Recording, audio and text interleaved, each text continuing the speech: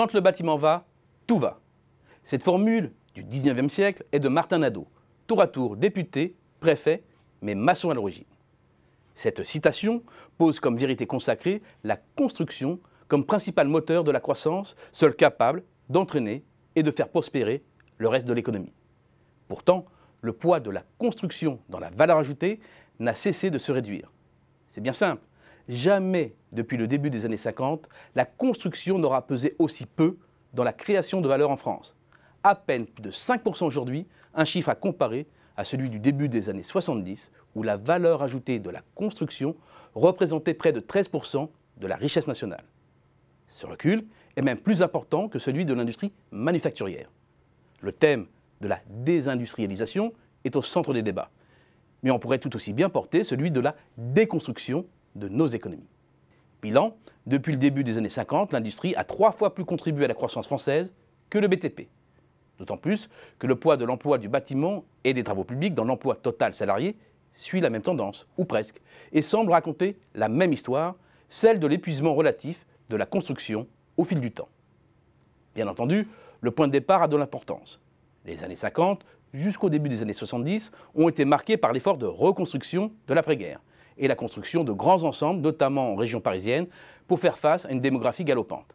Cela a conduit à une hypertrophie du BTP un peu artificielle qui s'est dégonflée par la suite, mais cela n'explique pas tout. Même en prenant comme point de départ le début des années 90, pour gommer cet effet, la déconstruction de l'économie française apparaît plus marquée que sa désindustrialisation. À première vue, l'adage a vécu. Certes, la demande de logement est en grande partie satisfaite et la construction neuve ne fait plus que suivre les évolutions de la démographie en nette décélération. Si bien qu'en moyenne, depuis les années 80, seuls 360 000 logements sortent de terre chaque année. C'est peu par rapport aux 500 000 du début des années 70. Mais cela reste quand même conséquent et le parc de logements s'est accru de 10 millions d'unités depuis le milieu des années 80. C'est autant d'habitations qu'il faut entretenir, réhabiliter, ce qui génère de l'activité supplémentaire pour les professionnels du bâtiment. Idem pour le hors-logement, c'est-à-dire les locaux professionnels comme les centres commerciaux, les usines, les entrepôts ou les bâtiments administratifs.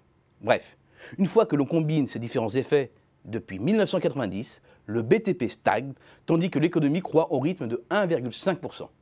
D'où la décrue tendancielle du poids du secteur. Mais cela donne une idée réductrice de ces effets d'entraînement, car le secteur sous-traite de plus en plus. En témoigne le poids des consommations intermédiaires dans la production. Les professionnels du bâtiment sont de plus en plus des assembleurs de modules préfabriqués en amont par l'industrie, ce qui fait gonfler le poids des consommations intermédiaires. Le but étant d'économiser de la main-d'œuvre ensuite. Pour faire bref, une partie de la croissance et de la richesse créée par la construction est souterraine et se retrouve aujourd'hui dans l'industrie. Pour bien se rendre compte du rôle pivot du BTP, il suffit finalement de superposer 2 courbes, celle du PIB et de l'investissement construction, et de s'apercevoir que sans elle, la croissance ne peut changer de braquet et que l'adage reste d'actualité.